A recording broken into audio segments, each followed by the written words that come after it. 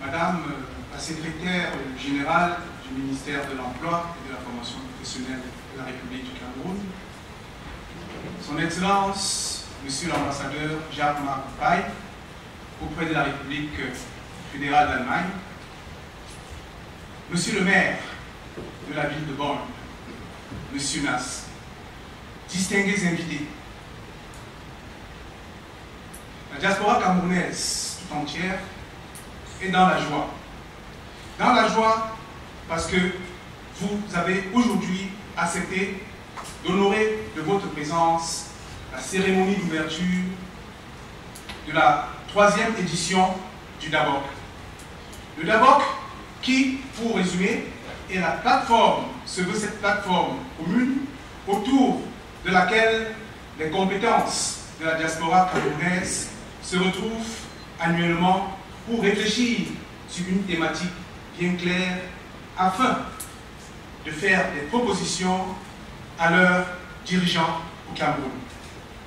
Ce n'est pas une prétention, c'est, comme je l'ai dit d'entrée de jeu, leur façon, bien qu'étant loin du Cameroun, de booster le développement de ce pays qui nous est cher, nous tous. Distingués invités, permettez-moi d'abord de rendre un vibrant hommage à ces jeunes Camerounais de la Suisse qui ont eu la clairvoyance vers 2007, qui, à un moment donné, paraissaient être comme un rêve, mais ils ont tenu bon de rêver et de voir un jour se concrétiser ce que nous vivons aujourd'hui pour la 3e fois. Nous leur sommes grés.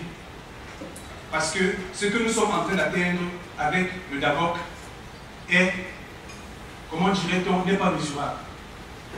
Je profite également de cette occasion pour dire un grand merci à tous ceux et à toutes celles qui ont rendu possible la tenue de cette 3e édition. Ça n'a pas été facile. Nous, particulièrement au comité technique d'organisation, qui était composé, n'est-ce pas, des Camerounais des 4 coins de l'Allemagne, afin que ces derniers puissent être des ambassadeurs du DABOC dans leurs différents États. Aujourd'hui, nous sommes en pleine séance d'ouverture. Nous avons grandement la joie, aujourd'hui, en tant que porte-parole du comité technique d'organisation, je dis à tous ceux et à toutes celles qui n'ont pas dormi depuis le mois d'octobre, parce qu'ils cogitaient comment est-ce qu'on fera la 3e édition du DABOC un succès. Je leur dis merci. Merci de tout cœur. Et comme diraient les latins, in alto, allez de l'avant. Ce n'est que de cette façon.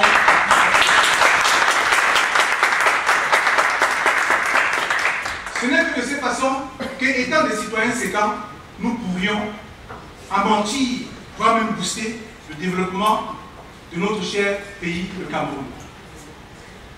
Le feu professeur Kizerbo disait ceci: dormir par terre, j'allais dire dormir sur la natte des autres, c'est dormir par terre. Dormir sur la natte des autres, c'est dormir par terre. Et comme je sais, quand vous réside un lion indomptable, et comme le lion n'aime pas dormir sur la natte des autres, je suis fort conscient qu'avec tout ce que nous allons, n'est-ce pas, proposer au sortir de ce DABOC, ça contribuera, n'est-ce pas, pour chacun d'entre nous, de commencer à tisser progressivement sa natte, pour ne plus dormir sur la natte des autres. Je dirais également à nos frères et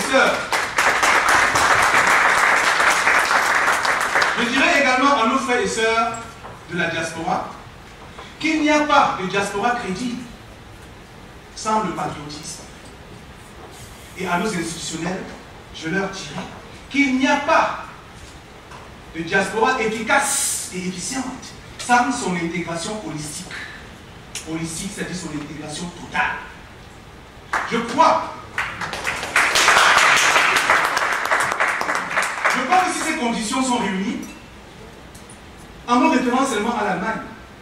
D'ailleurs, les Allemands ont donné une caractéristique très claire et nette à la communauté camerounaise d'Allemagne. Bildungsmigranten.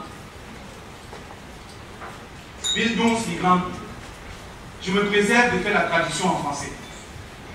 Parce que je ne sais pas si ça représentera la même chose.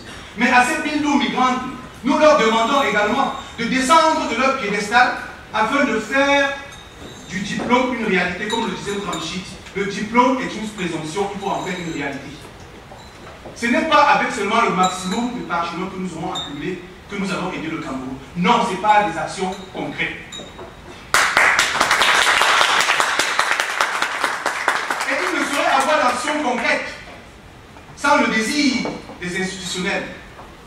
À eux, ils ont également ce devoir, je dirais même historique, de nous donner l'avantage des possibilités, le plaisir, le désir de ne pas être une communauté de jouisseurs, mais une communauté de travailleurs, en nous offrant des facilités qui vont nous permettre d'améliorer les conditions de vie de nos populations au Cameroun. Permettez-moi, distingués invités, avant de terminer, de vous présenter en quelque sorte les points saillants de la thématique fort intéressante que nous allons empoigner durant les 3 jours de ce dialogue. Diaspora, entrepreneuriat et politique d'investissement. Entrepreneuriat, entreprendre.